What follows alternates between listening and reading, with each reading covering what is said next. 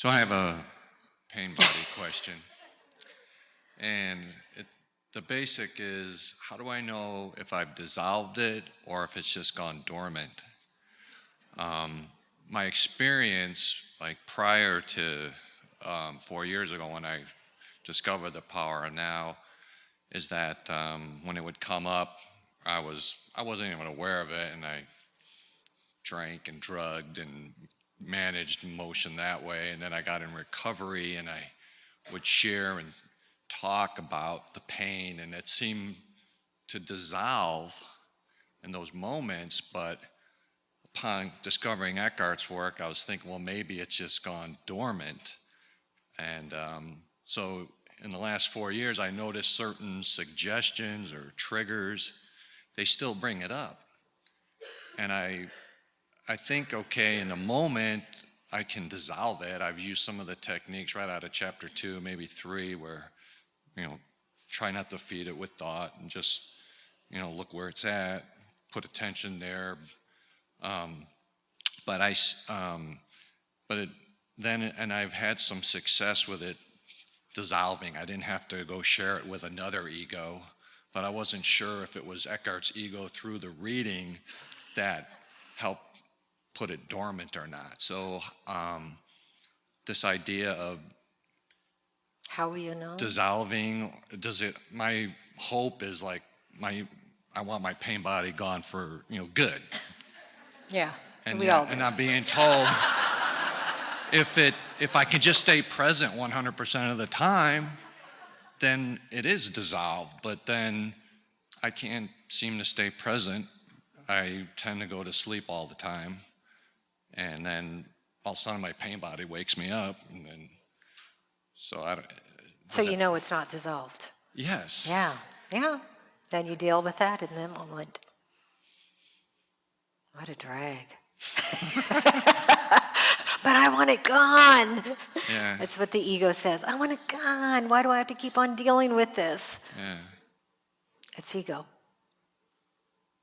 The moment that we can just face it, and when it comes up, and not even think about whether it's going to be gone forever, because you know what? Forever is now. There is no forever. There is no time. There's only this moment and what arises in this moment. Are we going to choose to deal with it consciously or unconsciously? And then the mind will bring up and the ego will bring up that, oh, but I've got to have it, stay away forever and I can't have it come back. It could be gone for years. And then life will say, okay, you're ready for another test to see if it's really gone. Who are you committed to? Are you committed to consciousness? Or are you committed to being unconscious, which means bringing in time, bringing in the ego, bringing in thoughts such as, I don't want this ever to come up again. That's a thought.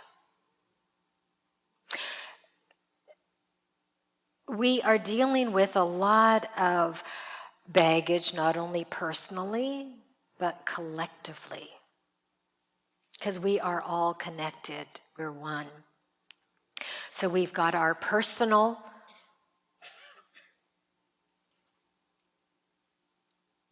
unconscious actions that we have dealt with, and that personal could be in your family life and your upbringing and stuff. And then we have the collective unconsciousness within our own community, within our society, within our country, different egos.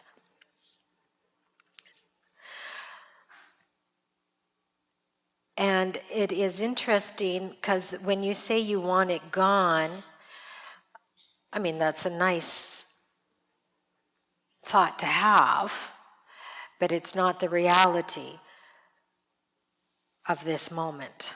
Because even when you dissolve your own, you're going to feel, you actually become more fine-tuned, okay? Where you will begin to feel the collective unconsciousness and the collective pain body. Yeah, because you are awakening and you are meant to awaken and not only bring healing to yourself through that conscious being, but we are also meant to bring healing to others. That's how it works. That's the cycle. And the gift of awakening is now we have to be present for others, and we are there. And whether we become formal teachers or informal teachers, we will be teaching, because life, the evolution of consciousness, is happening through the human being, and that means all human beings, including the ones that are severely unconscious.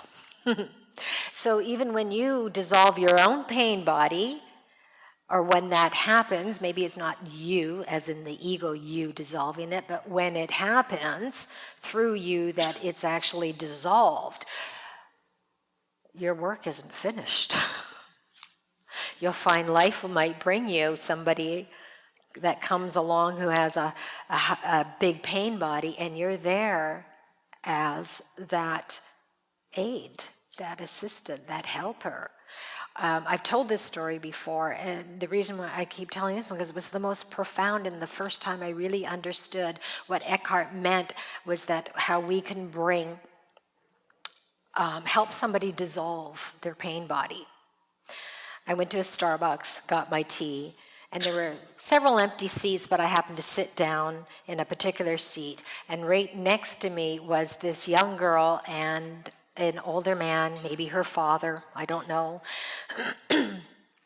But she was really upset, angry. You could feel that burning energy coming off her. And I'm like, well, there's other seats. I guess I can move. That was my thought. But my body wasn't moving. And I recognized, okay, my body's not moving, so I guess I'm staying put. And all I can do is drink my tea and feel the sensation that was happening, because energy knows no boundaries. It won't go, hey, I'll stop here. It just, right? It's all one. So here I am feeling it as I'm drinking my tea.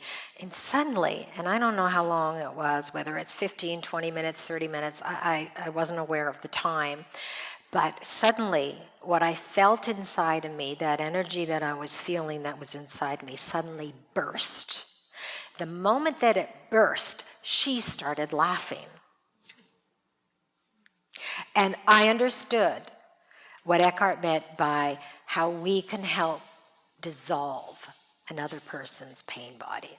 If you are truly unaffected and it doesn't touch your own pain body, so meaning yours start to get activated, you can sit through somebody's pain body and help them dissolve it.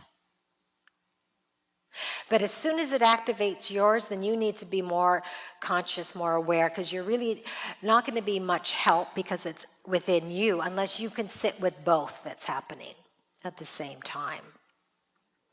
And if you can't, then I suggest that you remove yourself, because you don't want your pain body to become fully activated, because then you'll go into full unconsciousness. So you can remove yourself and then dissolve it within your own body. So life will bring you an event to show you whether or not it's dissolved or not. And if it isn't dissolved, wonderful. It just means you've got more work. And that's okay, because it's what's happening, it's what is. Yeah.